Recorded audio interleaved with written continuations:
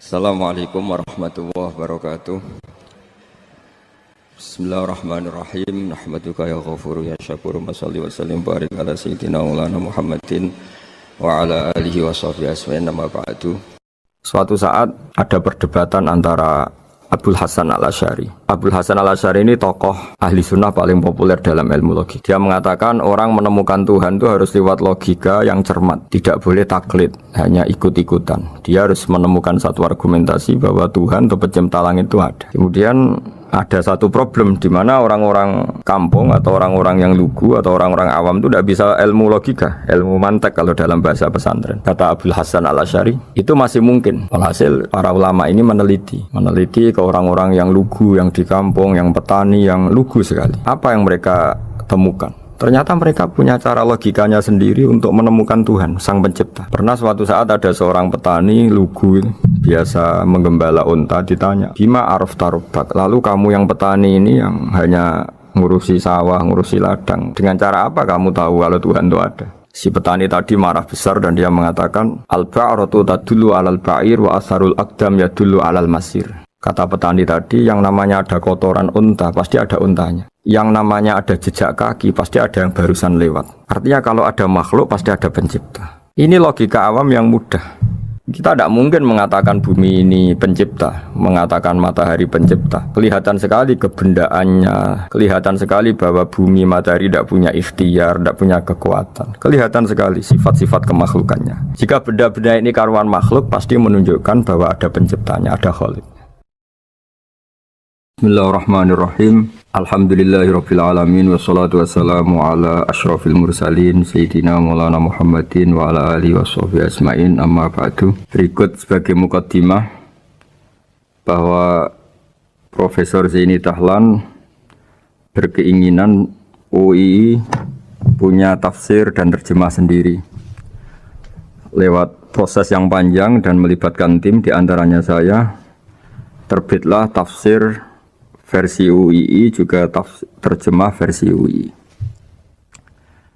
Di antara ciri khas terjemahan UII adalah bahwa bahasa Arab yang tentu mengandung kesusastraan Arab, balaghah, kemudian ditransfer untuk pembaca Indonesia, sehingga di antara ciri khas terjemahan UII adalah dengan rasa Indonesia dan tentu tidak merubah makna. Berikut beberapa kutipan yang perlu pemirsa atau pendengar tahu. Al-Quran adalah satu kitab suci yang diturunkan kepada Nabi besar Muhammad SAW. Dan di antara ciri Al-Quran adalah menjelaskan kebenaran secara jelas, secara gamblang. Sebagaimana firman Allah, bahwa Rasul adalah Rasulun minallah yatlu suhufam mutahharah. Rasulullah diutus oleh Allah Subhanahu wa taala ketika penduduk Makkah sangat-sangat jauh dari kebenaran. Mereka adalah penyembah berhala yang dikira sebagai Tuhan, dan jumlahnya Tuhan-Tuhan itu banyak sekali. Suatu saat Rasulullah mendakwahkan bahwa Tuhan itu satu dan harus satu. Tapi kata mereka, kenapa Muhammad menjadikan Tuhan satu? Padahal urusan kita banyak, problem kita banyak. Harusnya Tuhan itu juga banyak. Ini yang diceritakan dalam surat Shad, Aja'alal alihata ilaha wahida inna hadza lasyai'un ujab. Bagaimana mungkin urusan kita yang banyak, yang harusnya butuh Tuhan banyak, kemudian menjadi hanya Tuhan satu. Lalu Rasulullah dengan sabar, dengan telaten memberi penjelasan. Dan ini yang disebut al-bayyinah, penjelasan yang sangat jelas, sangat gamblang, sangat rasional. Kata Rasulullah dalam sebuah hadis yang diriwayatkan dalam Musnad Ahmad, tagnya begini, orang-orang yang menyembah selain Allah itu ibarat kama thali rojulin istaro abdan min kholisi malih biwarikin au dhahabin faja'ala ya'malu. Mereka mau bekerja tapi wayu'ti ghullatahu ila ghairi sayyidi fa ayyukum sarruhu ayyakuna abduhu kadzalik. Nabi lalu kemudian bikin analogi. Wahai masyarakat Mekah, bagaimana kalau Anda ini jadi seorang pembantu atau seorang budak, lalu punya majikan banyak. Dan semua majikan Anda ini punya perintah yang beda-beda, punya selera yang beda-beda. Semuanya atasan Anda, semuanya majikan Anda. Apa Anda senang punya majikan yang banyak? Lalu mereka bilang, wah susah Muhammad kalau kita punya majikan banyak. Tuhan kamu adalah majikan kamu. Bagaimana kalau Tuhan banyak, punya perintah yang beda-beda, punya selera yang beda-beda? Kalian pasti akan kebingungan. Ya sudah Muhammad, normalnya Tuhan itu satu. Sehingga mereka tercerabut dari pemikiran bahwa Tuhan harus banyak. Ini yang dimaksud dalam surat Al-Bayyinah. Lam yakunil ladzina kafaru min ahlil kitab wal musyrikina munfakina hatta ta'tiyahumul bayyinah. Bahwa orang-orang kafir, baik kafir ahli kitab maupun kafir musyrik Mekah, mereka tidak pernah terlepas dari sifat kekafirannya, yaitu menuhankan banyak Tuhan, sampai datang sebuah bayinah. Bayinah itu argumentasi kebenaran yang begitu jelas. Setiap membawa kebenaran, argumentasinya meyakinkan. Itu siapa? Rasulun minallah yatslu suhufam mutahharah, yaitu Rasul yang membacakan lampiran-lampiran suci, yaitu Al-Quranul Karim. Dengan penjelasan analogi tadi, kemudian orang-orang Mekah sadar, susahnya kayak apa kalau Tuhan banyak, lalu perintahnya beda-beda, seleranya beda-beda, hukumnya beda-beda. Ini membingungkan. Akhirnya mereka ngakui bahwa pentingnya logika tauhid. Nah ini yang Rasulullah ini benar-benar berstatus bayinah. Kemudian analogi betapa buruknya kita saat menyembah selain Tuhan. Lalu Rasulullah mencontohkan sebagaimana yang saya kutip tadi dari Musnad Ahmad. Misalnya Anda punya pembantu atau zaman dulu budak. Anda beli dari harta kamu, dari uang kamu. Kemudian budak ini kerja. Yang ngasih makan kamu, yang fasilitasi kamu, toko milik kamu, semua milik kamu. Kemudian dia kerja dan hasil dari kerjanya dia dikasihkan ke orang lain. Kamu senang tidak punya budak yang seperti itu, kata Rasulullah. Wah kita semua tidak senang Muhammad. Sama seperti itu. Kamu adalah bisa makan rezeki dari Allah. Kamu nempat di buminya Allah. Kamu minum dari air yang dibikin Allah. Kemudian Anda menyembah selain Allah. Itu aneh apa enggak? Menyembah zat yang tidak memberi rezeki kamu, yang tidak bikin bumi untuk kamu, yang tidak bikin langit untuk kamu, yang tidak bikin fasilitas air untuk kamu. Aneh enggak? Semenjak itu mereka berpikir betapa buruknya mereka menyembah berhala, menyembah arca, menyembah Yesus, menyembah macam-macam. Nah ini yang disebut Rasulullah adalah orang yang benar-benar bayinah. Ketika melontarkan kebenaran, benar-benar jelas sehingga diterima secara akal yang sehat. Karena semua akal yang sehat akan menerima agama ini disebut fitratallahi fatarna salihah. Bahwa agama ini agama fitrah. Orang yang normal, yang cara berpikir normal pasti menerima agama ini. UII dengan terjemahan ini dan dengan tafsir ini ingin memberi penjelasan simbol-simbol yang ada di beberapa surat. Di antara lagi yang di bab muamalat. Betapa Rasulullah itu punya logika yang benar-benar mudah diterima. Dulu orang Arab dalam bab muamalat jual beli biasa menjual kurma masih kecil, masih belum jelas jadi kurma yang baik apa enggak. Kalau istilah orang Jawa masih pentil ini. Kalau bahasa Arab qobla buduwi solahiha. Calon buahnya itu belum pasti jadi buah. Kemudian masih bunga, masih apa sudah dijual. Dengan transaksi, asumsi, harga andekan sudah jadi kurma. Kalau dalam Jawa mungkin jual mangga sebelum tua masih pentil, masih kecil. Lalu kata Rasulullah, kamu jangan melakukan itu.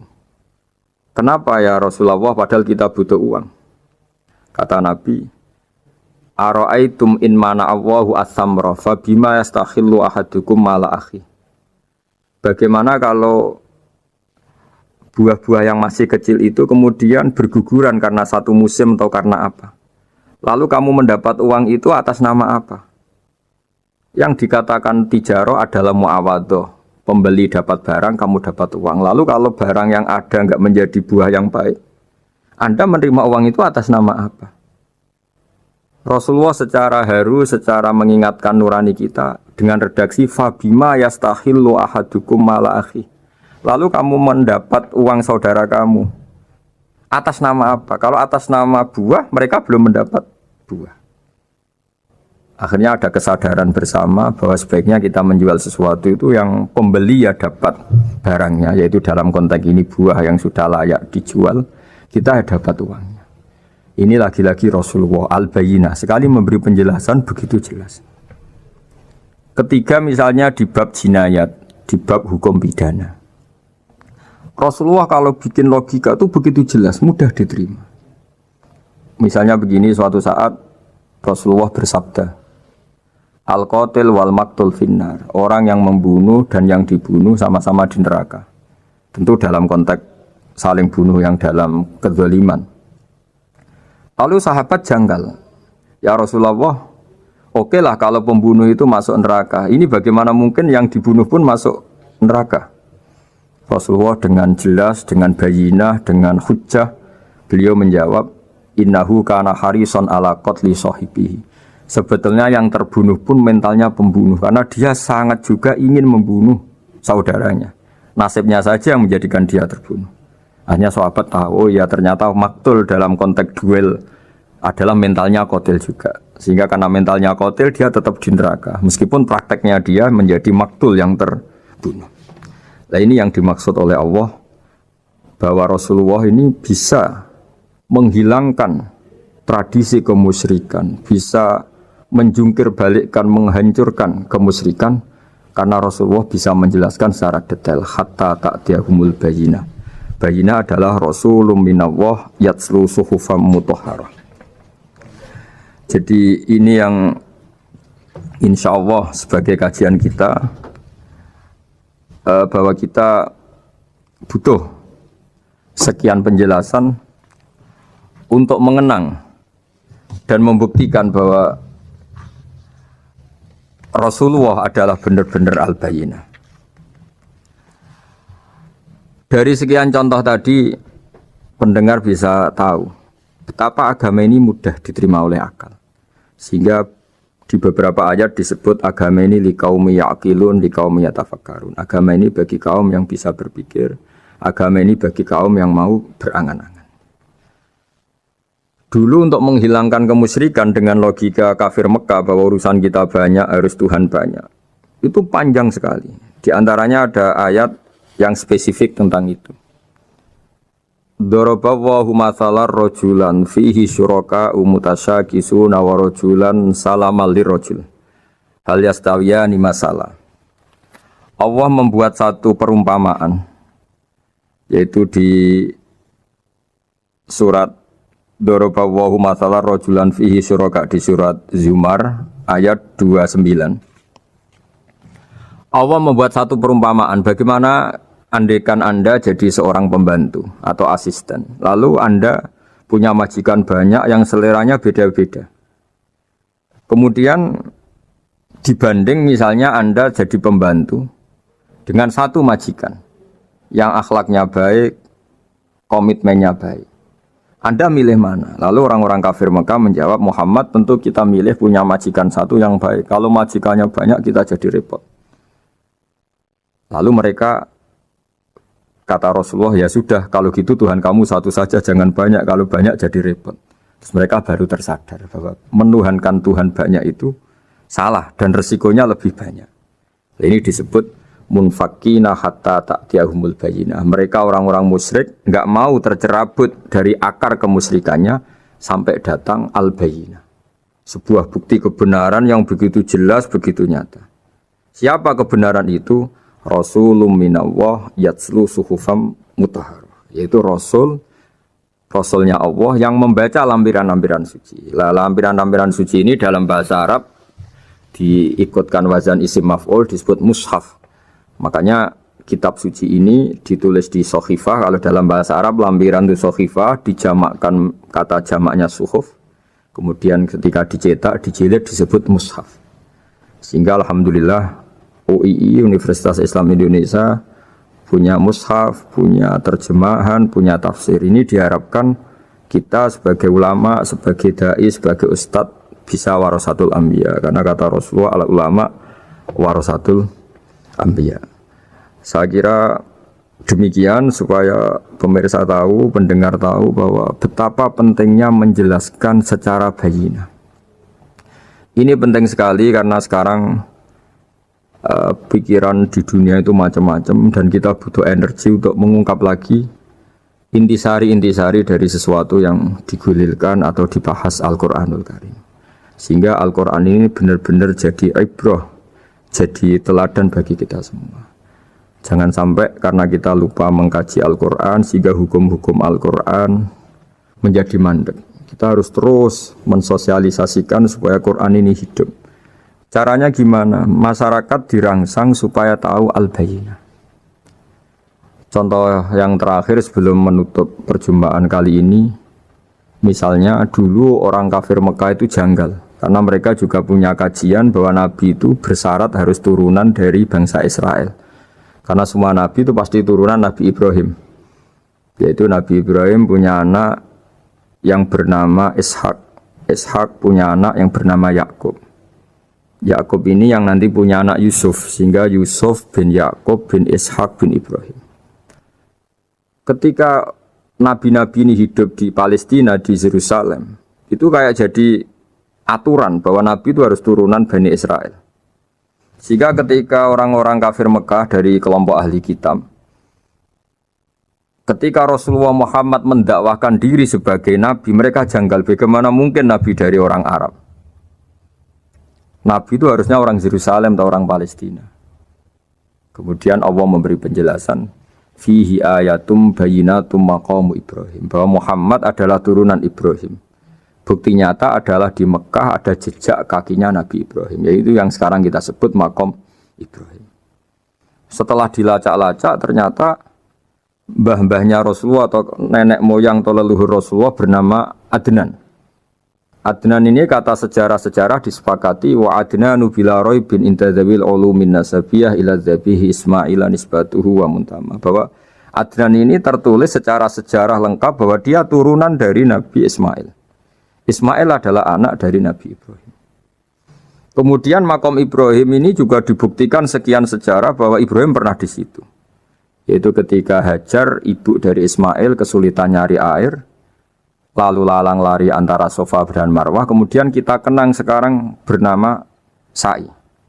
Kemudian dekat Ka'bah ada namanya Hijir Ismail, karena dulu jadi kamarnya Nabi Ismail. Hijir, hujro itu kamar atau ruang khusus untuk Nabi Ismail. Sehingga jelas sekali bahwa Ibrahim, Ismail, Hajar pernah hidup di Mekah. Lalu lagi-lagi orang kafir Mekah yang dari kelompok ahli kitab sadar bahwa Muhammad jadi nabi layak karena dia juga turunan dari Ibrahim alaihis salam. Ini yang disebut fi ayatum bayinatum maqamu Ibrahim, bahwa di kawasan Mekah, kawasan Bakkah atau kawasan Hijaz jelas sekali ada jejak-jejak Nabi Ibrahim. Lagi-lagi ini bayinah. Nah, bayinah ini yang bisa menghilangkan sifat kemusyrikan, sifat kekufuran, karena lewat penjelasan yang panjang ini kemudian benar-benar diketahui bahwa Muhammad jadi nabi itu sah karena dari segi dakwahnya benar, perilakunya benar, hujahnya benar. Sekarang dari segi nasab juga benar karena beliau termasuk keturunan dari Nabi Ibrahim alaihissalam lewat jalur Ismail. Ini penting kita ketahui dan perlu kita kaji supaya istilah-istilah di Al-Quran kita tahu. Makanya banyak istilah di Al-Quran, misalnya wattaba'tu millata abai, kita ngikuti agama leluhur kami. Di situ disebut ada Ibrahim, ada Ishak, ada Ismail, ada Yakub. Kenapa demikian pendengar? Bahwa karena agama ini butuh tradisi. Dan tradisi ini menjadi komunitas sosial. Sehingga ketika tradisi ini sudah mantap, insya Allah lewat kebenaran agama ini akan menyingkirkan kemusyrikan. Contoh paling mudah begini, Nabi itu melarang orang menyembah batu. Tapi kemudian dalam tradisi Islam sendiri ada orang sholat kemudian sujud. Yang secara zahir sujud itu mencium batu atau mencium masjid tempat kita sujud. Apalagi kita mencium Hajar Aswad. Secara kasat mata seakan-akan kita ini menghormati betul Hajar Aswad. Sehingga orang kafir mencibir, Muhammad itu tuh aneh. Dia melarang kita menyembah batu, tapi dia sendiri mencium Hajar Aswad seperti itu. Dia sendiri menyembah batu. Orang kalau sujud seakan-akan seperti itu. Tapi lewat penjelasan Nabi bahwa kita sujud hanya kepada Allah. Kita kalau sujud baca sajadah wajhililladzi khalaqahu wa sawwarahu wa syaqqa sam'ahu wa basarahu bihaulihi wa quwwati fatabarakallahu ahsanul khaliqin. Wajah kami sujud kepada zat yang menciptakan wajah kami, yang mengasih kita pendengaran, yang mengasih kita pandangan. Hanya Allah saja yang ahsanul khaliqin, hanya Allah saja zat yang paling baik dalam penciptaan. Ini penting sekali saya katakan bahwa sehingga sujud kita yang seperti itu adalah simbol tawadhu. Tidak ada kaitannya dengan kita ini menyembah batu. Sehingga kita tradisikan ke anak-anak saat sujud baca subhana rabbiyal a'la wa bihamdi. Kita ajarkan mereka bahwa semua selain Allah adalah ciptaan Allah. Jadi andai kan nggak ada tradisi tauhid yang dijelaskan begitu detail. Saat kita haji bilang labbaik Allahumma labbaik, labbaik la syarika laka labbaik, innal hamda wan ni'mata laka wal mulka la syarika lak. Ya. Setiap kita haji mengitari Hajar Aswad kita bilang nikmat semua dari Allah. Enggak ada syarik bagi Allah, enggak ada mitra bagi Allah, enggak ada sekutu bagi Allah. Sehingga karena ini kita maklumatkan, kita kumandangkan, meskipun umat Islam itu mencium Ka'bah, mencium Hajar Aswad, enggak akan disalahpahami ini bentuk penuhanan kepada Hajar Aswad atau kepada Ka'bah. Karena kita ungkapkan innal hamda wan ni'mata laka wal mulka la syarika lak, enggak ada syirik, enggak ada mitra bagi Allah. Sehingga dari sekian talbiyahnya Rasulullah kita tahu ini bentuk pemaklumatan tauhid, bahwa tauhid harus dikumandangkan lewat kalimat-kalimat thayyibah, lewat pemikiran-pemikiran logika hujjah bahwa Tuhan pasti satu dan yang jadi Tuhan hanya Allah Subhanahu wa taala. Karena andekan ini tidak dikumandangkan, kemudian ada ritual yang secara lahir kasat mata nyium Hajar Aswad, nanti seperti tuduhannya orang kafir bahwa Islam itu aneh melarang menyembah batu, tapi nyatanya ada ritual mencium batu. Tapi sebab itu tidak menjadi aneh ketika Imam Bukhari termasuk rawi besar, termasuk hadis sahih yang meriwayatkan Sayyidina Umar atau Umar radhiyallahu anhu, itu setiap mencium Hajar Aswad beliau berkomentar, saya tahu betul kamu hanya batu, la tadurru wa la tanfa, tidak memberi madarat, tidak memberi manfaat. Kalau saja saya tidak melihat Rasulullah mencium kamu, maka saya tidak mau mencium kamu. Dulu di era itu ada momentumnya. Kenapa sih Umar radhiyallahu anhu atau sahabat Umar susah-susah memberi penjelasan seperti itu? Karena dulu masih ada salah paham bahwa mencium batu itu identik dengan misalnya menuhankan batu atau mendewa-dewakan batu. Sehingga Umar berutuh memberi penjelasan. Sayyidina Umar memberi begitu penjelasan detail bahwa kamu hanya batu yang tidak mandoroti, tidak manfaat. Tapi secara tradisi sunnah Rasul kamu dicium, ya saya ikut mencium. Ini penting sekali penjelasan-penjelasan seperti ini, maklumat-maklumat seperti labbaik Allahumma labbaik, sehingga semua ritual Muslim tidak disangka atau tidak disalahpahami sebagai pemuja materi. Lagi-lagi penjelasan yang detail ini disebut al-bayyinah, rasulun minallah yatslu suhufam mutahharah. Kemudian ayat berikutnya disebut fiha kutubun qayyimah, bahwa dalam kitab suci Al-Qur'an itu banyak aturan-aturan atau catatan-catatan yang begitu lurus, begitu benar. Nah, tentu karena kita ini orang Indonesia yang kalau mengakses langsung bahasa Arab mungkin kita masalah, sehingga alhamdulillah Universitas Islam Indonesia menerbitkan seri terjemah juga seri tafsir, dan sekarang dibantu lewat acara ini kita berusaha atau membantu para pendengar untuk lebih memahami lebih jauh. Sahabat Indonesia yang kami hormati, berikut kita mulai kajian tafsir yang dikeluarkan oleh UII. Mari kita mulai dengan surat Al-Baqarah. Bismillahirrahmanirrahim. Alif Lam Mim. Dzalikal kitabul la raiba fihi hudal lil muttaqin. Di sini diterjemahkan Alif Lam Mim ini termasuk ayat-ayat yang oleh para ulama dianggap mutasyabihat. Artinya kita tidak boleh memaksakan maknanya. Kita cukup iman bahwa itu dari Allah Subhanahu wa taala. Ini termasuk ayat-ayat yang kita percaya bahwa ada makna yang diinginkan Allah, tapi kita tidak perlu menduga-duga apa sepersisnya makna itu. Dzalikal kitabul la raiba fih, kitab ini tidak ada yang diragukan. Hudal lil muttaqin, petunjuk bagi mereka yang bertakwa. Sahabat Unisia yang kami cintai, yang kami hormati, muttaqin dari kata kerja ittaqa yattaqi ittiqaan. Maknanya adalah menjaga diri. Ada 3 kelas muttaqin dalam terminologi para ulama, istilah yang dikeluarkan para ulama. 1, muttaqin orang yang menghindari perilaku syirik atau perilaku kekafiran. Sehingga menurut para ulama, apapun faseknya seorang mukmin, apapun kelirunya orang mukmin, misalnya pernah mencuri, pernah korupsi, pernah apa saja, masih dianggap mukmin karena dia masih bertauhid la ilaha illallah Muhammadur Rasulullah. Ini muttaqin yang paling kelas pokok, kelas bawah. Kemudian ada muttaqin kelas kedua, yaitu mereka yang menghindari dosa besar tapi tidak bisa menghindari dosa kecil. Misalnya bisa menghindari dosa zina tapi dia bisa menghindari dosa melihat perempuan yang bukan mahramnya, yang bukan halal bagi dia. Ketiga muttaqin paling ideal, yaitu menghindari dosa besar, juga menghindari dosa kecil, bahkan menghindari sesuatu yang tidak penting.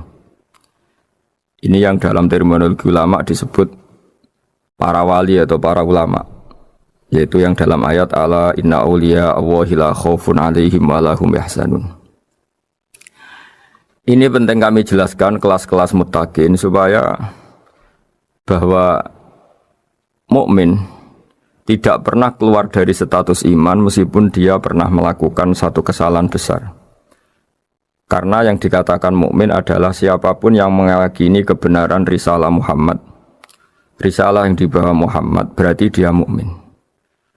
Soal dia melakukan dosa atau apa saja itu menjadikan dia fasik, tapi tidak keluar dari status mukmin. Ini yang dimaksud dalam sebuah hadis, man qala la ilaha illallah dakhalal jannah. Siapapun yang pernah melafadzkan la ilaha illallah iman, maka dia pasti nanti masuk surga. Kemudian ada beberapa pertanyaan dari para sahabat dengan masa lalu orang itu yang macam-macam, Nabi tetap menjawab meskipun dengan masa lalu yang macam-macam. Sebab itu perlu dikaji serius, sebagaimana ada yang ditafsir Sawi bahwa muttaqin itu dari kata kerja ittaqa yattaqi ittiqaan atau ittaqa yattaqi taqwan. Ini maknanya orang yang menjaga diri. Tentu menjaga diri ini ada yang kelas premium, kelas sempurna. Jadi sesuatu apa saja yang bahaya kita jaga, termasuk dosa kecil, melakukan hal yang tidak penting. Ada orang mukmin yang hanya bisa menjaga dari dosa kekafiran, dosa kemusyrikan. Ini pun dengan segala kesalahannya masih ada kemungkinan dimaafkan Allah. Karena Allah pernah berfirman, innallaha la yaghfiru ayyushraka bihi wa yaghfiru ma duna dzalika liman yasha. Allah tidak akan memaafkan dosa syirik, tapi Allah masih bisa memaafkan atau masih berkenan memaafkan dosa di luar syirik. Kemudian yang perlu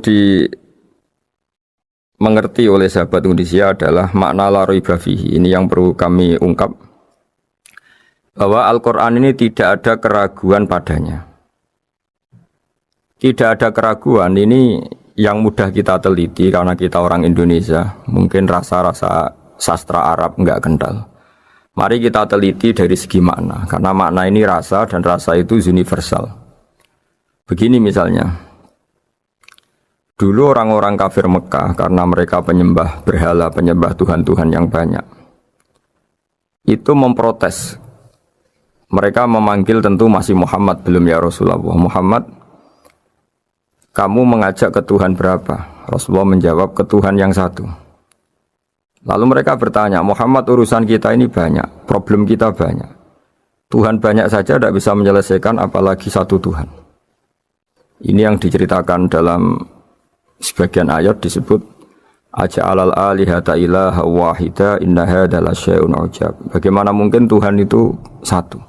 Harusnya Tuhan itu banyak karena urusan kita banyak. Lalu Rasulullah dengan bimbingan Tuhan, bimbingan Allah mendatangi mereka. Kemudian Nabi menjelaskan, Tuhan itu adalah ketua kalian, Tuhan itu adalah pimpinan kalian. Bagaimana kalau Anda jadi pembantu kemudian punya majikan banyak, punya penguasa banyak, punya tuan banyak, kemudian semua tuan-tuan Anda ini memerintahkan Anda dengan perintah yang beda-beda. Apa kalian mau punya majikan atau pimpinan yang banyak? Mereka menjawab tidak, Muhammad. Terus mereka akhirnya sadar bahwa problem Tuhan banyak itu tentu lebih sulit, lebih problem, karena nanti perintahnya beda-beda, keinginannya beda-beda. Mereka akhirnya tersadarkan bahwa sebaiknya atau seharusnya memang Tuhan itu satu. Jadi Rasulullah SAW menjelaskan logika bertauhid itu dengan sekian variasi, dengan sekian logika. Kemudian Nabi kedua juga menjelaskan logika kompetisi. Kata Nabi yang karena bimbingan Allah diberi satu pengertian. Andai kan Tuhan itu 2 atau 3, kemudian berebut dalam tahta aras atau tahta yang di alam raya ini, sebagaimana lazimnya para penguasa, maka pasti ada yang menang, ada yang kalah. Dan yang kalah tentu gak layak sebagai Tuhan. Ini yang disebut wala ala ba'duhum ala ba'd. Tentu kalau Tuhan itu banyak, mereka akan berkompetisi, akan bertarung. Dan pasti pemenangnya ya satu, karena memang layak jadi Tuhan tetap satu. Sadarlah bahwa orang-orang kafir Quraisy, orang-orang kafir saat itu sadar pentingnya bertauhid. Ketiga, Nabi juga menjelaskan tauhid secara ilmu logika. Begini para pendengar. Kalau dalam teori ilmu tauhid yang agak jelimet dijelaskan begini. Jika ada 2 Tuhan, maka alam raya ini enggak menjadi alam. Logikanya adalah 2 Tuhan ini bisa kamu katakan sama-sama kuat.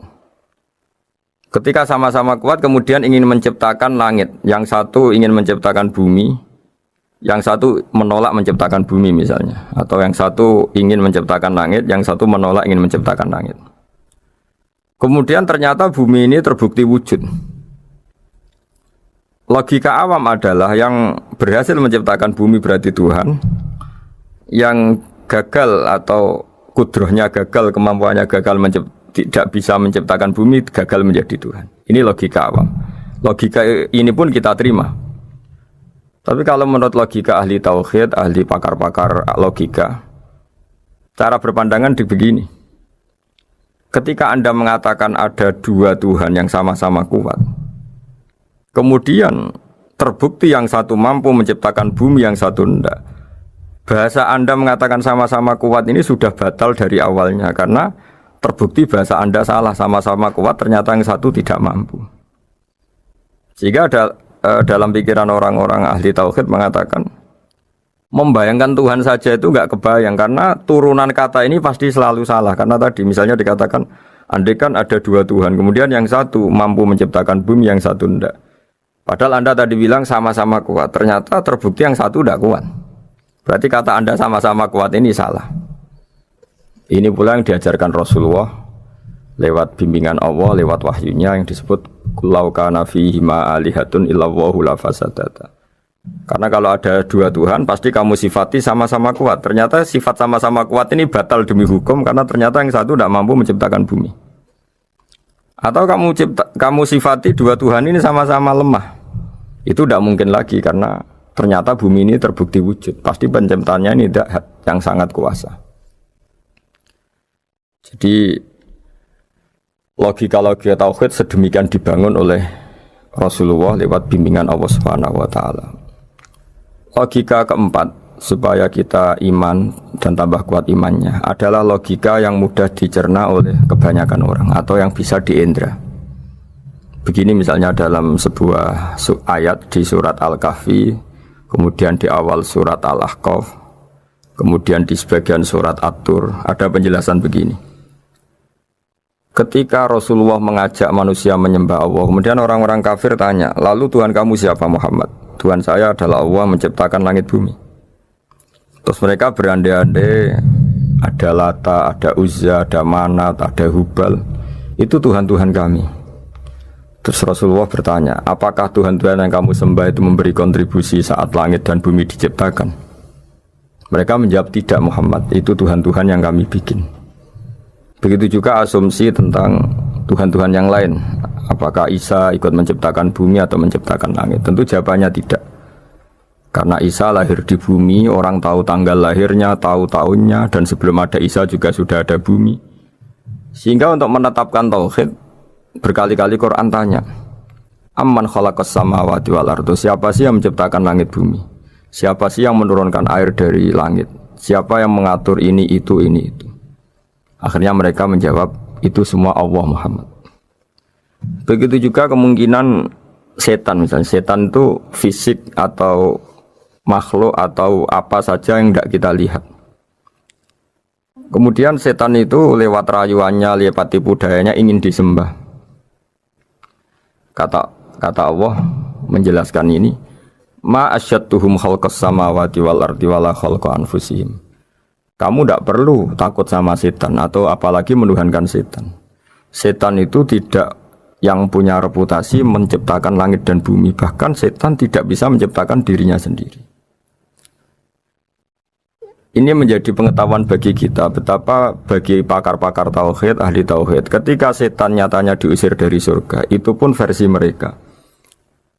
Versi mereka pun mengatakan seperti kita bahwa setan itu diusir dari surga dan ya keluar dari surga. Kalau setan itu Tuhan, tentu diusir gak mau karena di surga itu nikmat. Ketika setan diusir dari surga ya keluar, dia juga jadi makhluk yang hina dina. Berarti dia tidak punya kekuasaan bahkan pada dirinya sendiri. Dipaksa keluar dari surga ya keluar, dipaksa menjadi ahli neraka jadi ahli neraka, dipaksa jadi apa saja juga dia akan jadi seperti yang dipaksakan.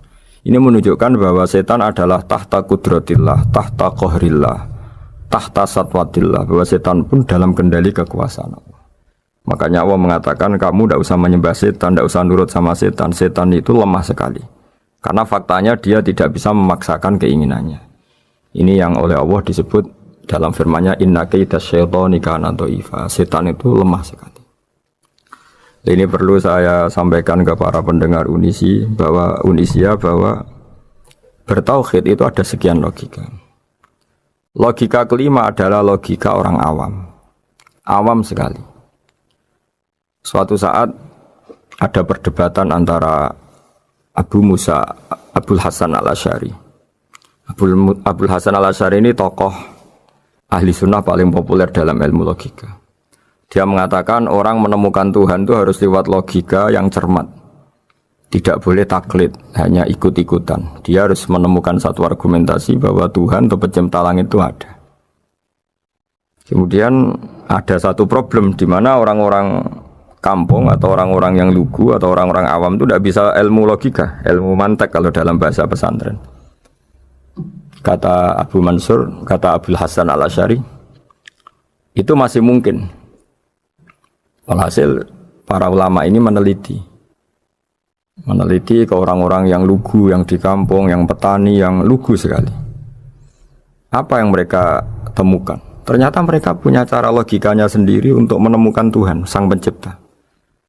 Pernah suatu saat ada seorang petani lugu, biasa menggembala unta, ditanya, Bima araf tarubak, lalu kamu yang petani ini yang hanya ngurusi sawah, ngurusi ladang, dengan cara apa kamu tahu kalau Tuhan itu ada? Si petani tadi marah besar dan dia mengatakan, Al-ba'ratu tadullu alal ba'ir wa asharul aqdam yadullu alal masir. Kata petani tadi, yang namanya ada kotoran unta, pasti ada untanya. Yang namanya ada jejak kaki, pasti ada yang barusan lewat. Artinya kalau ada makhluk pasti ada pencipta. Ini logika awam yang mudah. Kita tidak mungkin mengatakan bumi ini pencipta, mengatakan matahari pencipta. Kelihatan sekali kebendaannya, kelihatan sekali bahwa bumi matahari tidak punya ikhtiar, tidak punya kekuatan. Kelihatan sekali sifat-sifat kemakhlukannya. Jika benda-benda ini karuan makhluk, pasti menunjukkan bahwa ada penciptanya, ada khalik. Dalam logika Bedui tadi, si Bedui tadi, kalau ada kotoran sapi, pasti ada sapinya. Meskipun sapinya sudah sekarang nggak terlihat, mungkin sudah jalan kemana. Sama, kalau ada jejak kaki, meskipun orang yang tadi lewat sudah kita nggak tahu, tapi kita pasti tahu, pasti ada yang lewat. Ini yang dimaksud dalam bahasa Arab, al-ba'ratu tadullu alal ba'ir. Kalau ada kotoran sapi atau kotoran unta, pasti ada untanya. Wa atharul aqdam yadullu alal masir. Kalau ada jejak orang lewat, pasti tadi ada orang lewat. Nah, semua metode ini digunakan semua oleh Rasulullah. Logika yang bagi intelektual, logika bagi kaum awam, logika bagi kaum menengah, ya tidak awam, tidak intelektual, semuanya digunakan. Semuanya jadi media untuk memastikan bahwa logika tauhid ini logika pilihan, logika yang benar-benar logika. Sehingga dalam banyak ayat disebut agama ini li kaum yaqilun, li kaum yatafakkarun, bagi kaum yang bisa berpikir, bagi kaum yang punya akal. Lalu kemudian kami teruskan alladzina yu'minuna bil ghaibi. Ini kata ghaibi bukan kayak dalam bahasa Indonesia misalnya setan atau hantu disebut barang gaib. Kata ghaibi dalam bahasa Arab adalah perbandingan atau lawan kata dari al-musyahad yang bisa disaksikan langsung lewat indera. Kita orang mukmin iman bahwa surga ada, padahal kita tidak pernah melihat surga. Kita mukmin iman bahwa neraka ada, padahal kita belum pernah melihat neraka. Ini sesuatu yang maghoba anil absor, yang mata kita tidak melihat, fisik kita tidak menyentuh. Kita pun iman. Asal sesuatu itu mansus ya, dikatakan secara eksplisit oleh Quran dan hadis. Kalau dalam bahasa usul fikih disebut al-mansus. Ciri mukmin diantaranya adalah yang paling pokok alladzina yu'minuna bil ghaibi. Iman dengan sesuatu yang enggak kelihatan. Lalu kemudian para ulama cara pandang beda-beda. Bedanya bukan karena mereka bertentangan enggak, tapi ini menurut kelas rasa yang berbeda-beda. Bagi orang-orang sufi, Allah itu tidak bisa dikatakan al-ghaib, sesuatu yang enggak kelihatan. Karena Allah itu begitu jelas, az-zahir. Kata orang sufi, Allah itu zahir. Begitu juga dalam Asmaul Husna disebut Allah itu az-zahir. Begitu jelas. Karena orang yang akalnya mapan, hatinya mapan, melihat satu lemari yang bagus, pasti langsung mensifati bahwa pembuatnya adalah orang yang hebat. Orang yang melihat mobil mewah atau pesawat yang canggih, pasti kepikiran pertama adalah pasti pembuatnya canggih. Sehingga eksistensi pembuat pesawat itu adalah orang hebat, itu langsung tertanam ketika melihat pesawat itu hebat. Bagaimana mungkin seseorang ragu akan kehebatan pembuat pesawat ketika melihat detail-detail pesawat? Pasti langsung kepikiran kalau pembuatnya itu hebat. Memutuskan bahwa pembuat pesawat hebat itu tidak harus ketemu yang membuat, juga tidak harus melihat. Tapi akal kita pasti meyakini pembuatnya itu hebat. Berarti keputusan menyimpulkan bahwa pembuatnya hebat adalah az-zahir begitu jelas. Begitu juga langit dan bumi, matahari semuanya tertata rapi. Air dengan fungsi manfaat yang sebegitu hebat, oksigen, semua tanaman, buah-buahan. Meskipun kita tidak pernah melihat Tuhan, tapi akal kita, nurani kita pasti berkeyakinan dan tahu betul pasti pembuatnya itu zat yang super hebat, super bijaksana. Sehingga dalam kategori ini Allah tidak bisa dikatakan suatu yang enggak tersentuh, yang enggak terjangkau. Allah itu az-zahir begitu jelas. Sehingga di antara Asmaul Husna disebut az-zahir. Sebab itu saya menganjurkan atau saya punya saran bahwa alladzina yu'minuna bil ghaibi itu contoh paling mudah itu kayak surga, kayak neraka. Kalau Allah sendiri itu az-zahir, mudah diketahui. Karena tadi orang yang melihat pesawat canggih pasti saat itu juga berkeyakinan dan itu pasti benar, pasti pembuatnya juga canggih. Nah, di sini disebut alam raya ini ayat, semuanya itu bukti kekuasaan Allah. Dalam syair-syair orang sufi masyhur sekali itu wa fi kulli syai'in lahu ayatun yadullu ala annahul wahidu. Setiap sesuatu kejadian di alam raya adalah bukti keesaan Allah, bukti eksistensi Allah Subhanahu wa taala. Sehingga dalam satu kisah, normalnya orang itu paling tahu itu dengan dirinya sendiri, karena dia adalah dia. Tapi kalau Imam Sibawayh, seorang pakar nahwu, mengatakan a'raful ma'arif Allah, di alam raya ini yang paling mudah dikenali itu ya Allah pencipta. Karena andai kan kita sendirian di hutan, kemudian kita mulai punya akal, Kita mungkin tidak tahu diri kita ini siapa. Tapi setidaknya kita langsung menyimpulkan bahwa kita tidak bisa menciptakan diri kita sendiri. Ketika kita berkesimpulan tidak bisa menciptakan diri kita sendiri, pasti kita terus berkesimpulan ada di luar kita yang menciptakan kita. Nah, sebab itu kenapa sifat mencipta ini yang pertama kali dikenalkan oleh Allah kepada nabinya untuk dikenalkan kepada umatnya, yaitu disebut Iqra bismi rabbikal ladzi khalaq. Muhammad, bacalah dengan nama Tuhanmu. Sifat Tuhan yang paling mudah dikenali oleh siapapun adalah sifat pencipta. Karena ketika seseorang yakin dia lahir sudah ada bumi, dia lahir sudah ada langit, dia pasti akan tahu bahwa dia ada penciptanya. Sehingga paling mudah mensifati Allah atau mensifati Tuhan adalah bismi rabbikal ladzi khalaq. Terus kemudian di antara ciri orang baik adalah wa yuqimunas shalat. Kemudian beriman kepada yang gaib, menegakkan sholat. Kata menegakkan adalah dari kata menjaga aturan-aturan atau sesuai aturan-aturan salat. Kita tahu dalam salat ini ada beberapa syarat yang harus dipenuhi. Misalnya harus wudu, harus suci di tempat yang suci. Terus ada syarat-syarat dalam internal sholat, dia harus baca Fatihah, harus tumakninah, macam-macam. Itu eksistensi definisi sholat. Kemudian kata berdiri juga diartikan para ulama, eksistensi sholat harus diketahui secara publik, secara sosial. Karena sesuatu itu punya eksistensi kalau jadi konsensus atau diakui oleh publik. Di sini agama mewajibkan sholat jamaah. Kata banyak ulama, jamaah itu fardu kifayah, bahkan ada yang mengatakan fardu ain. Harus dijalankan orang banyak secara massal dan harus di tempat yang terbuka. Sehingga kata para ahli fikih, andaikan ada orang jamaah di dalam rumah tidak diketahui oleh banyak orang, belum mencukupi atau belum menggugurkan kewajiban jamaah. Sehingga eksistensi sholat harus diketahui secara publik. Sehingga dulu Rasulullah itu kalau sholat ya di masjid dan masjidnya terbuka. Sampai sekarang kita pun menyaksikan semua umat Islam kalau sholat di masjid yang terbuka. Sehingga dunia non muslim pun tahu bahwa dalam Islam ada ritual, ya, ada ibadah yang bernama sholat. Hikmah kedua dengan cara terbuka seperti ini, sholat itu menjadi gak pernah rubah mulai zaman Nabi sampai kiamat.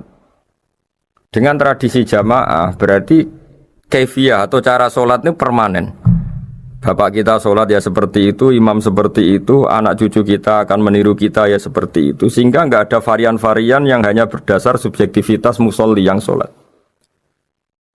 Taruh saja kita misalnya jadi seorang sufi yang baru takut sama Allah atau baru usul kalau dalam bahasa sufi. Kemudian kita sholat sendiri di rumah, mungkin dengan gaya menangis, terseduh-seduh, macam-macam. Ini tentu tidak baik sebagai standar sholat. Begitu juga ada anak atau pedagang yang kesusu atau tergesa-gesa, kemudian sholat hanya sekian, 2 menit, 1 menit. Ini juga agak baik. Meskipun itu boleh dilakukan individu-individu, tapi kalau dalam sholat jamaah, orang harus manut imam, dan ada standarnya, misalnya tumaknina itu biqadri subhanallah, jadi ada ukurannya. Ini penting saya utarakan bahwa hikmah jamaah itu bukan sekedar dapat pahala 27 kalau sendiri, dapat pahala 1 itu enggak. Tapi ini menjaga eksistensi sholat supaya ya seperti ini terus sampai kiamat. Sehingga orang Indonesia atau orang Afrika, orang mana saja, itu ketika haji atau ketika saling berkunjung di negara lain, itu enggak akan kaget dengan cara-cara sholatnya, karena seluruh dunia kaifiyahnya caranya sama. Ini semua barokah dari jamaah. Maka Rasulullah itu enggak banyak ngendikan tentang caranya sholat, beliau hanya ngendikan shollu kama ra'aitumuni usolli. Sudahlah kamu pokoknya makmum saya, nanti caranya kamu sholat sama seperti saya seperti ini. Sehingga kata menegakkan sholat adalah bisa kita tegakkan kalau kita aparat negara, ya bikin-bikin aturan supaya eksistensi sholat gak terganggu. Kalau kita seorang kultural juga mensuasanakan sholat, dan supaya kefiahnya atau caranya sholat ini benar, kita tradisikan jamaah. Sehingga anak kecil ngikuti yang besar, yang bodoh ngikuti yang pinter dengan satu cara. Itu barokahnya jamaah. Sehingga wa yuqimunas sholat itu, sholat kita dirikan baik secara personal dengan cara-cara tumaknina, kita suci di tempat yang suci, maupun kita tegakkan, kita maklumatkan, kita jadikan konsensus bahwa sholat ya seperti ini. Sehingga ada khayal-khayal lagi dalam Islam. Misalnya nyuwun sewu ada aliran yang mengatakan ya kalau Tuhan itu kan enggak bebas arah, bebas tempat. Terus dulu pernah ada orang sesat sholat sampai 4 rakaat 4 arah, alasannya Tuhan itu tanpa arah. Enggak akan terjadi seperti itu. Karena ijma'nya umat Islam, konsensus umat Islam akan menolak faham yang seperti itu. Jadi saya mohon sekali, ini pentingnya jamaah. Dengan jamaah maka caranya sholat, cara meyakini madhab kiblat dan sebagainya terjaga ila yaumil qiyamah, sampai hari kiamat. Terus sifatnya orang mukmin lagi, wa mimma razaqnahum yunfikun, dan menafkahkan sebagian rezeki yang kami berikan. Ya ini termasuk zakat, sedekah. Jadi ada sebuah riwayat mengatakan inna fil mali haqqon, harta itu ada haknya, yaitu zakat. Tapi ada juga saran inna fil mali haqqon siwa zakat, di luar keharusan zakat juga ada hak-hak kita untuk memberikan sebagian rezeki kita. Taruh saja misalnya saya punya uang 10 juta. Secara nisab zakat belum sampai 1 nisab, karena 1 nisab itu sama dengan nilai 84 gram emas. Itu kalau diuangkan, kalau 500 ribu ya sekitar 42 juta. Tapi kita sebelum punya 1 nisab pun tetap ada keharusan mengeluarkan sebagian. Yaitu tentu dalam fikih kita wajib mengeluarkan uang untuk anak kita, untuk istri kita. Itu yang wajib-wajib. Kemudian ada sosial, kita nyumbang masjid, nyumbang yatim piatu, macam-macam. Sehingga kata para ulama, ciri utama mukmin diantaranya adalah melakukan zakat, baik zakat yang fardu maupun zakat yang sunat. Karena kata zakat itu dimaknai fardu, sebetulnya definisi para ahli fikih untuk membedakan zakat yang wajib dengan sedekah. Tapi sebetulnya zaman dulu enggak ada seperti itu. Zakat itu maknanya membersihkan harta. Sedekah dari kata sedekah bukti benarnya iman. Jadi sedekah dari kata dari kosakata sedekah yasduqu sidqan, sesuatu yang membuktikan kita loyal itu disebut sedekah. Kita nikah, mas kawin di bahasa Arab kan sedekah, dari kata sedekah juga. Kita bukti iman, loyal, kita sedekah. Bukti bahwa kita teman akrab disebut siddiq atau sodik. Kalau dalam bahasa Arab teman namanya juga sodik, karena cara bertemanan secara benar, secara loyal. Sehingga wa mimma razaqnahum yunfikun ini ya memasukkan zakat yang dalam terminologi fikih, yaitu zakat yang zakat al-wajibah, atau zakat yang dengan makna lughat, yaitu ya artinya asal membersihkan harta kita, entah lewat zakat, sedekah, hadiah kepada orang-orang yang kita hormati, semuanya juga masuk dalam definisi zakat atau wa mimma razaqnahum yunfikun. Kemudian sifat terakhir dari orang muttaqin adalah walladzina yu'minuna bima unzila ilaika wa ma unzila min qablika bil akhirati hum yuqinun ulaika ala hudam mir rabbihim wa ulaika humul muflihun. Di sini diterjemah mereka yang beriman kepada kitab yang kami turunkan kepadamu dan yang diturunkan sebelum kamu. Ini kata yang diturunkan sebelum kamu penting sekali, karena ciri utama Nabi adalah dia tidak pernah beda dengan Nabi sebelumnya. Karena kebenaran tauhid pasti tunggal. Nabi-nabi dulu pasti mengajarkan tauhid, hanya menyembah Allah. Enggak mungkin nabi berikutnya kemudian bikin ajaran baru dalam tauhid. Sehingga andaikan semua kitab Injil, Taurat itu masih versi yang orisinil, pasti enggak ada yang beda dengan Quran. Karena ciri utama kebenaran adalah iman dengan Quran dan iman kepada kitab yang diturunkan sebelum Al-Quran. Wabil akhirati hum yuqinun, mereka juga yakin akan datangnya hari akhir. Itu bisa disebut yaumul ba'ats. Terus ketika semua kriteria itu terpenuhi, baru ulaika ala hudam mir rabbihim wa ulaika humul muflihun. Mereka itulah yang berada pada petunjuk Allah dan merekalah orang-orang yang berbahagia. Para pendengar sahabat Indonesia, semoga kajian ini bermanfaat. Dan ini mulai ayat 1 sampai 5 dalam surat Al-Baqarah, yaitu surat yang dalam tartibnya mushaf nomor 2 setelah Fatihah. Jadi kalau dalam ulumul Quran disebut ada surat yang berdasar nuzulul Quran, yaitu surat Iqra, kemudian Muddatsir. Ada urutan surat yang berdasar tartibul mushaf, yaitu yang kita punyai sekarang, yaitu Fatihah, terus Baqarah dan seterusnya. Ya, jadi kayak kudu ngerti ya. Jadi kabeh ayat Quran spesial, tapi tradisi ini ulama kan ada perdebatan apakah ada ayat fadilah dan mafdulah. Sebagian ulama mengatakan jangan bilang demikian karena fal kullu kitabullah wal kullu kalamullah. Tapi kowe nak ngingkari iku ya keliru, wong dohire Kanjeng Nabi ku ya ada ayat yang dipuji sundul langit kaya ayat kursi itu. Saya punya ayat yang bahkan dokumen itu tak ambil dari Kanzil Arsy katanya. Dan tidak ada nabi yang dikasih itu kecuali saya. Itu nabi begitu bangga senang. Nabi maca ayat kursi sehingga tradisinya ulama semua anak cucunya, semua umatnya dilatih ayat kursi. Dan itu memang spesial coba. Saya kalau baca ayat kursi, saya kalau mau tidur itu mesti baca ayat kursi. Mesti ora pendak tahlilan ono sing order mboten niku. Masane apa-apa. Mosok eling pangeran nek pendak apa? Ngono aneh-aneh. Oh, tahlil kok dikritik yo keliru sing kritik. Wong maca ayat kursi yo mbok kritik. Tapi ora dikritik yo perlu dikritik. Wong maca eling pangerane kok butuh berkat. Dul eling yo eling. Ngono kuwi cara kula padha dene. Sing kritik mek sing dikritik. Kowe tahu tahlilan? Nate Gus nek ono undangan mboten mboten. Lah yo eling pangeran nek ngenteni apa? Undangan. Mana ben ono sing tetap ngritik, ben seimbang dunia iku ben seimbang. Apa? Balance kono sing ngritik. Kalau bolak-balik ketemu sing ngritik tahlil, nggih sowan kula. Saya tuh heran. Kenapa orang NU itu suka tahlilan, terus ada berkat? Itu dalilnya mah. Sing ngono iku ya ora ono dalil, sing hasud nyoal ya ora ono dalil. Cara Kanjeng Nabi pirsa, tukang nyoal iku ono dalile to ora? Ya tidak ada ya, harus menengahi sebenarnya ketemu pangeran, sebenarnya ketemu pangeran cocokan di sing bener.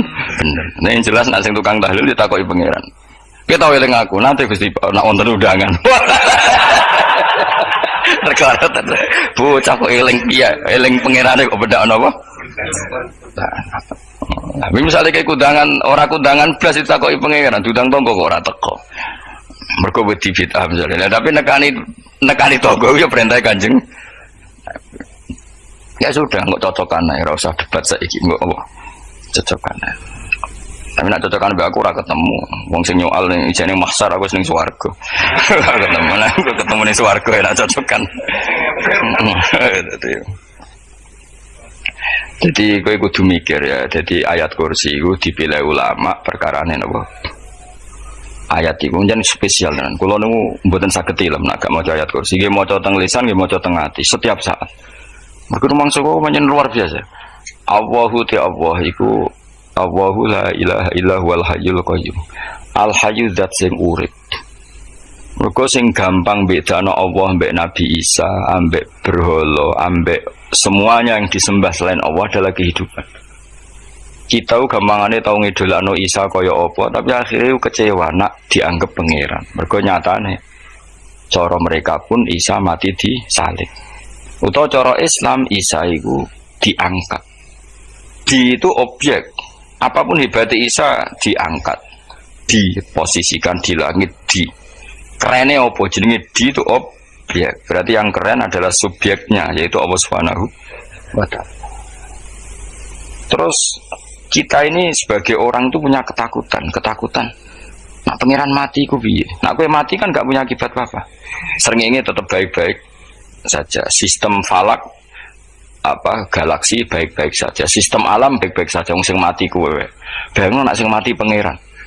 Maka ketakutan seorang mukmin adalah apa? Punya Tuhan yang mati, kemudian itu diobati bahwa Tuhan kamu itu Tuhan sing aman, al hayyu sing selalu hidup. Kemudian disifati lagi al qayyum. Apa artinya hidup kalau bergantung orang lain, bergantung makhluk lain? Itu gak keren, karena bergantung itu gak keren. Al-Qayyum, yang Allah itu zat yang berdiri sendiri. Oh itu kan terus sempurna. Kalau mau ayat kursi sempurna. Bejani Gusti kalau mau ayat kursi. Kowe ora maca iku kasihate mbahmu. Bocah kok. Oh, bocah ora bakat wali. Teke wis elek. Wah, baru dimaterekno. Kasihate opo nek maca ayat kursi? Kasihate mbahmu ngono. Jimat ya seneng. Kulo ora seneng. Maksudnya tapi mbok gedhingi teman-teman yo ora oleh njen rezeki dhewe kadal jimat ke piye.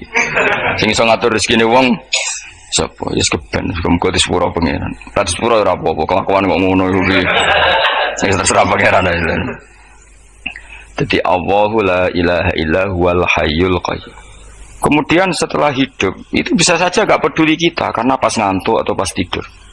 Terus disifati la ta'khuduhu sinatu walana. Dan zat yang hidup itu tidak pernah ngantuk, tidak pernah tidur. Akhirnya kita ini nyaman, punya Tuhan yang spesial, yaitu hidup dan berdiri sendiri, tidak ngantuk, tidak tidur. Terus budi lahu ma fis samawati wa ma fil ardh. Ya, dan miliknya Allah semua yang ada di langit dan bumi. Keren. Kita ini butuh air, butuh apa saja, dan itu milik Allah. Coba kalau milik manusia, nggak nak loro ning rumah sakit tuh, oksigennya larang ingun. Padahal kue nak loro, oksigen di mana-mana gak tahu bah. Jadi kita seneng. Alam raya milik Allah kita seneng, karena alam ini milik zat yang nggak butuh alam raya, sehingga kita yang pakai. Allah bikin air, Allah tidak butuh minum. Allah bikin padi nggak butuh makan. Dia bikin semuanya untuk kita. Padahal itu kita tidak ikut punya. Akhirnya semua nanggung pengiran. Cek api aja dengan Gusti gawe ramelok nganggu, sing nganggu kita ini. Coba aku raro gawe rokok gunanya apa raro? Ya gunanya pekerjaan Gus, menyerap tenaga. Ya saudi menimu. Sementing gue roh gunanya rokok. Paham gak? Roh gunane rokok roh carane mandorot kanggo kue, dadi padha roe lah sementing ya ora apa-apa tapi